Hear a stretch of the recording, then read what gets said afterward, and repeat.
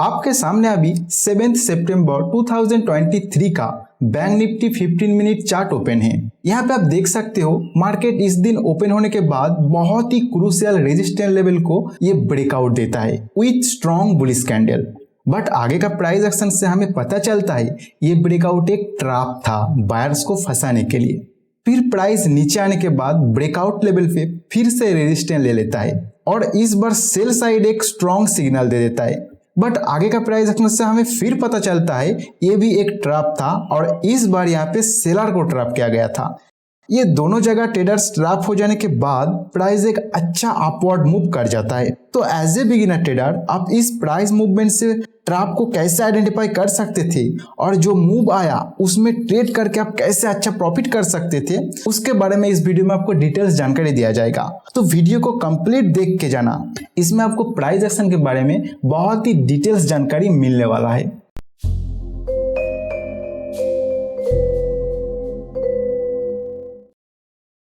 तो यहाँ पे आप देख सकते हो 7 तारीख को मार्केट इस जगह पे ओपन होता है और धीरे धीरे ये ऊपर जाना शुरू करता है। फिर आप देखोगे उसी एरिया में पहले से एक स्ट्रॉन्ग रेजिस्टेंस एरिया यहाँ पे है, क्योंकि देखिए यहाँ पे जो प्राइस एक्शन के अंदर फाइट हुआ था बायर और सेलर के बीच में, जो फाइट हुआ था उसमें अंत तक सेलर प्राइस को कंट्रोल करके प्राइस नीचे लेके चला गया था।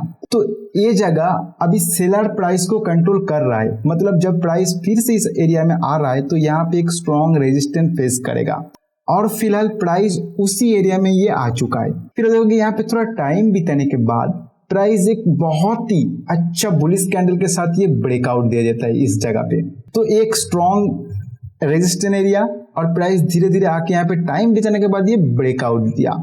तो यहाँ पे बाइंग सिग्नल जनरेट हो रहा है, लेकिन क्या आपको यहाँ पे बाय करना चाहिए? तो नहीं करना चाहिए। क्यों नहीं करना चाहिए, मैं आपको रीजन देता हूँ। देखिए, अगर आप हमारे चैनल में रेगुलर वीडियो देखते हो तो आपको पता होगा कि जहां पे आपको बाइंग सिग्नल जनरेट हो रहा है उसका पीछे का प्राइस एक्शन आपको देखना होता है, और वहीं पे अगर आपको प्राइस एक्शन से पता चल रहा है कि उसके पीछे बड़े ट्रेडर पहले ही बाय करके बैठा है तो उस एरिया में आके वो अपना पोजीशन को सेल आउट कर सकता है, तो वहां पे फिर से प्राइस नीचे जा सकता है। इसीलिए आपको उस टाइम बाय नहीं करना है, ये फास्ट रीजन।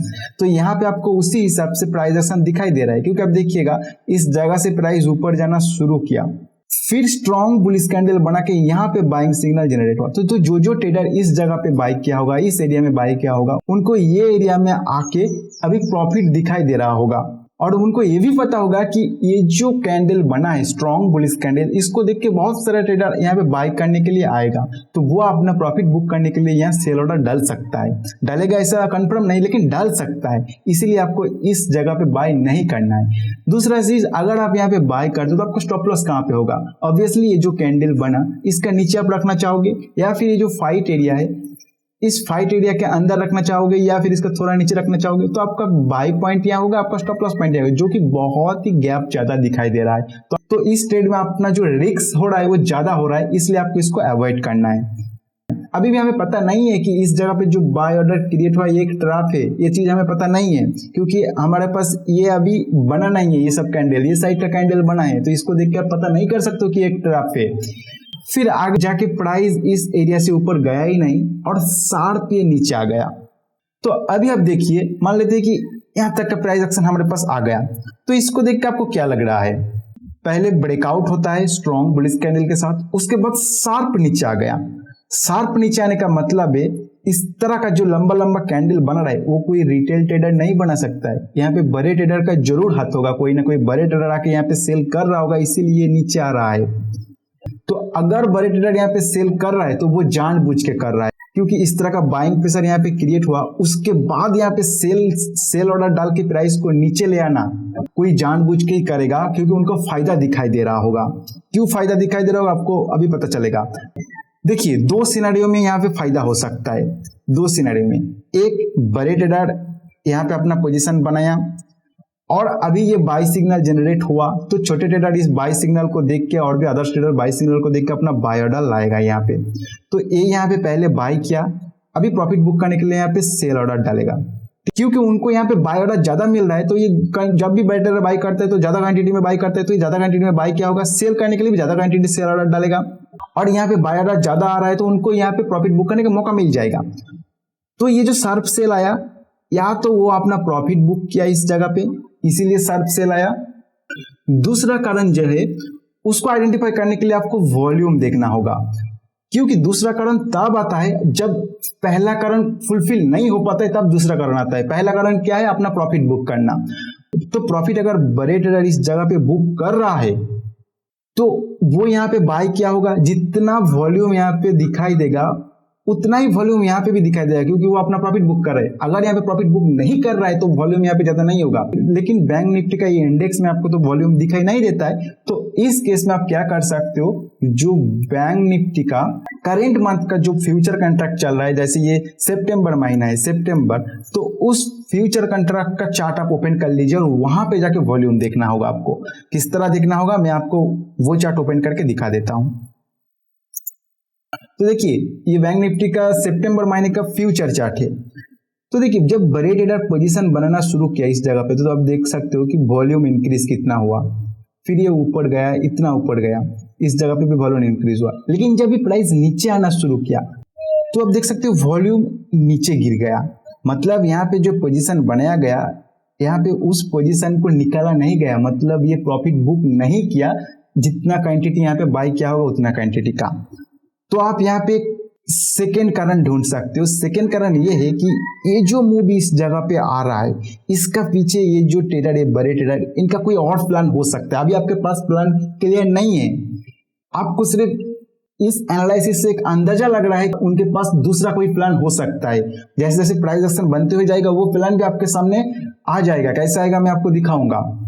तो ये जो प्राइस नीचे आ रहा है, यहाँ से वॉल्यूम के साथ आपको पता चल रहा है कि यहाँ पे ये प्रॉफिट बुक नहीं किया गया, ये जानबूझ के नीचे लाया जा रहा है। तो देखिए जैसे ही प्राइस इस जगह पे नीचे आया तो आपको पता है बड़े ट्रेडर अभी भी इस पोजीशन में बना हुआ है, क्योंकि उनका जो क्वांटिटी है वो अभी निकला नहीं है। तो फिर से ये अपना जो रेजिस्टेंस एरिया था इसी जगह पे, उस जगह पे फिर से ये टाइम बिताना शुरू करता है और नीचे साइड एक स्ट्रॉन्ग सेलिंग सिग्नल जनरेट करता है। तो क्योंकि पहले से ही आपको पता होगा कि बड़े ट्रेडर बाय साइड के लिए अपना पोजीशन को होल्ड कर रहा है, तो कभी भी इस सिचुएशन में जो सेल ऑर्डर जनरेट होता है उसमें सेल मत कीजिए, फंस सकते हो भी सकता है कि प्राइस और भी नीचे चला जाए। क्योंकि देखिए बड़े ट्रेडर मतलब वो हमेशा प्राइस को कंट्रोल करेगा ऐसा नहीं है। बड़े ट्रेडर एक नहीं है, बहुत सारे बड़े ट्रेडर हो सकता है। यहाँ पे जो बड़े ट्रेडर आया प्राइस को अपना कंट्रोल करके ऊपर लेके गया, उनका प्लान कुछ हो सकता है कि यहाँ पे नीचे लेके ट्रैप किया जाए। लेकिन ऐसा हो सकता है दूसरा बड़े ट्रेडर यहाँ पे आया और ज्यादा से ज्यादा क्वांटिटी यहाँ पे सेल करने लग गया, तो ये जो बड़े ट्रेडर है ये संभल नहीं पाएगा, प्राइस नीचे चला जाएगा। लेकिन आपको प्राइस एक्शन से और वॉल्यूम से पता चल रहा है इनके दिमाग में कुछ चल रहा है, वो अभी क्लियर नहीं है क्या चल रहा है, तो आप इस जगह पे सेल मत कीजिए, क्योंकि आपको पहले से पता चल रहा है। तो क्या होगा देख सकते हो, यहाँ पे ये एक सेल सिग्नल जनरेट किया। आपको 15 मिनट चार्ट में ये अच्छा नहीं लग रहा है सेल सिग्नल, लेकिन जैसे ही आप 5 मिनट चार्ट में इसको देखोगे तो बहुत ही बढ़िया सेल सिग्नल यहाँ पे जनरेट होता है, और किस तरह ट्रैप किया गया उसको भी आप देख सकते हो। तो मैं आपको 5 मिनट चार्ट में जाके दिखा देता हूँ। तो वही था ये एरिया, आप देख सकते हो ये यहाँ पे टाइम बिताया और ये सेल सिग्नल जनरेट किया, इस जगह पे सेल सिग्नल जनरेट किया गया। कोई भी बिगिनर ट्रेडर इस जगह पे ये एक रेजिस्टेंस एरिया को देखेगा इस जगह पे, फिर उसी एरिया में ये टाइम बिताया, एक बहुत ही शार्प गिरावट, उसके बाद सेल सिग्नल, इसको देख के सेल करना शुरू कर देगा। लेकिन क्योंकि आप लंबे टाइम फ्रेम से इसको एनालिसिस करके आ रहे हो, जैसे 30 मिनट में, 15 मिनट में, उसको एनालिसिस करके 5 मिनट में आए हो, तो आपको पता है कि ये जो सेल सिग्नल जनरेट हुआ है यहाँ पे ट्रैप किया जा सकता है बड़े ट्रेडर के द्वारा, क्योंकि बड़े ट्रेडर पहले पोजीशन बना के रखा है अपसाइड के लिए, तो वो कभी भी नहीं चाहेगा कि प्राइस नीचे जाए, वो यहाँ पे चाहेगा प्राइस ऊपर जाए। मैं फिर से 15 मिनट में जाता हूं और आगे का जो प्राइस एक्शन है उसको आपको समझाता हूं। तो फिर से मैं 15 मिनट में आ चुका हूं। ये फ्यूचर का चार्ट है, तो मैं इंडेक्स में चला जाता हूं। तो मैं बैंक निफ्टी इंडेक्स में चला जाता हूं, वहां पे आपको अच्छी तरह से समझाऊंगा। तो देखिए इस जगह पे जैसे ये सेल सिग्नल जनरेट हुआ, फिर आप देखोगे प्राइस उसके बाद नीचे गया ही नहीं। उसके बाद प्राइस फिर से बायर और सेलर के बीच में थोड़ा फाइट हुआ और अंत तक ये कैंडल आप देखोगे ये इस रेजिस्टेंस को भी क्रॉस करके क्लोज किया। यहाँ तक का प्राइस एक्शन आपके पास नहीं है, आप इस जगह पे पहुंच चुके हो। तो अभी आप दिमाग लगाइए, यहाँ तक जब आप पहुंच चुके तो आपके पास जो पिक्चर है वो क्लियर हो रहा है। यहाँ पे बड़े ट्रेडर अपना पोजीशन बनाया, इस जगह पे बाई सिग्नल जनरेट हुआ, होने के बाद प्राइस नीचे आया, लेकिन उस जगह पे ये लोग अपना पोजीशन को काट नहीं किया, फिर यहाँ पे एक सेल सिग्नल जनरेट किया, वहीं से प्राइस को ऊपर खींचना शुरू किया। मतलब क्या है, देखिए जब बड़े ट्रेडर यहाँ पे अपना पोजीशन बनाया तो जैसे ही प्राइस इस जगह पे ब्रेकआउट हुआ, तो सभी को दिख रहा है कि प्राइस यहाँ से ऊपर जाने का चांस है क्योंकि ये ब्रेकआउट दिया है, लेकिन ये लोगों को जो बड़े ट्रेडर यहाँ पोजीशन बनाया उनको ज्यादा क्वांटिटी यहाँ पे बाय करने का मौका नहीं मिला और प्राइस धीरे धीरे ऊपर चला गया। तो वो और भी क्वांटिटी यहाँ पे बाय करना चाह रहा था, इसीलिए क्या किया, वो यहाँ पे सेल ऑर्डर थोड़ा लाया और प्राइस को शार्पली नीचे खींच लिया, क्योंकि उनको पता है जैसे ही प्राइस हम नीचे खींच लाएंगे तो यहाँ पे जो छोटे ट्रेडर है कि आदर्श ट्रेडर है, बाय क्या होगा, उनका स्टॉप लॉस इस एरिया में होगा, तो यहाँ पे सेल ऑर्डर होगा और उनका मकसद है कि हम ज्यादा से ज्यादा क्वांटिटी यहाँ पे बाय करें। तो ज्यादा से ज्यादा सेल आएगा तभी तो बाय करेगा, यहाँ पे बाय करने का मौका नहीं मिला, यहाँ पे सेल आएगा क्योंकि यहाँ पे स्टॉप लॉस है, तो वो लोग इस जगह पे बाय कर लिया। सेकेंड चीज देखिएगा, यहाँ पे उनको और भी क्वांटिटी चाहिए था, इसीलिए यहाँ पे थोड़ा टाइम बिताया और फिर से एक सेल सिग्नल जनरेट किया। तो जैसे ही सेल सिग्नल जनरेट किया, सेल सिग्नल देख के और भी ज्यादा क्वांटिटी में सेल ऑर्डर आने लगा, तो बड़े ट्रेडर फिर से यहाँ पे बाय करना शुरू किया, तो उनको अपना क्वांटिटी के हिसाब से यहाँ पे बाइंग मिल गया। तो जैसे ही उनको बाइंग मिल गया तो वो लोग क्या किया, इस एरिया को ये क्रॉस करके क्लोज कर गया। तो यही चीज से हमें पता चल रहा है कि जो बड़े ट्रेडर है वो प्राइस के ऊपर अभी भी पकड़ बना के रखा है, क्योंकि यहाँ से वो प्राइस को खींच के ऊपर ले जा रहा है और अपना क्वांटिटी भी उनको यहाँ पे मिल गया। लेकिन क्या आपको इस जगह पे बाय करना चाहिए ये सिग्नल को देख के बाद? नहीं करना चाहिए।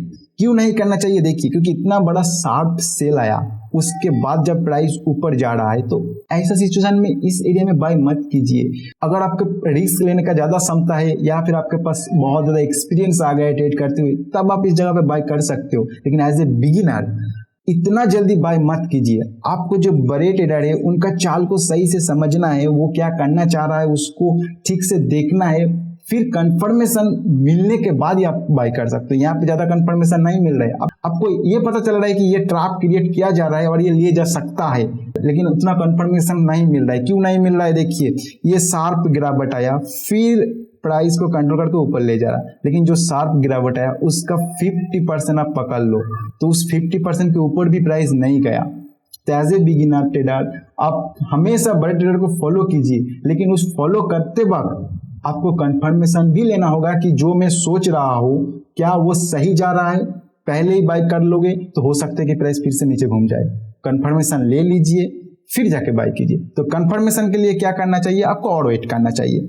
तो देखिए, ये प्राइस ऊपर गया थोड़ा, यहाँ पे एक बुलिश कैंडल क्रिएट हुआ, बहुत ही छोटा बुलिश कैंडल क्रिएट हुआ, फिर जाके और एक छोटा कैंडल क्रिएट हुआ। तो ऐसा सिनेरियो में क्या करता हूं, देखिए, जब मुझे लगता है कि जो प्लान चल रहा है वो मुझे समझ आ रहा है, लेकिन जो 15 मिनट चार्ट है जो मैं देख रहा हूं अभी, उसमें मुझे इतना कॉन्फिडेंस नहीं आ रहा है, तो मैं और बड़े टाइम फ्रेम के लिए चला जाता हूं। और बड़े टाइम फ्रेम का मतलब है मैं 30 मिनट में चला जाता हूं। आप जानते होंगे, अगर आप रेगुलर वीडियो हमारा देखते हैं, कि हम 30, 50 और 5 का कॉम्बिनेशन में इंट्राडे ट्रेड करते। 15 मिनट को देखते रहते हैं, अगर 15 मिनट में कोई डाउट है तो 13 मिनट में जाकर उसको कंफर्म करते हैं, फिर 15 मिनट में आते हैं, बाई जनरेट करते हैं, फिर 5 मिनट में जाके चार्ट को देखते रहते हैं और उसी हिसाब से यहाँ पे एग्जिट कर जाते हैं। मैं आपको आगे दिखाऊंगा किस तरह मैं करता हूँ।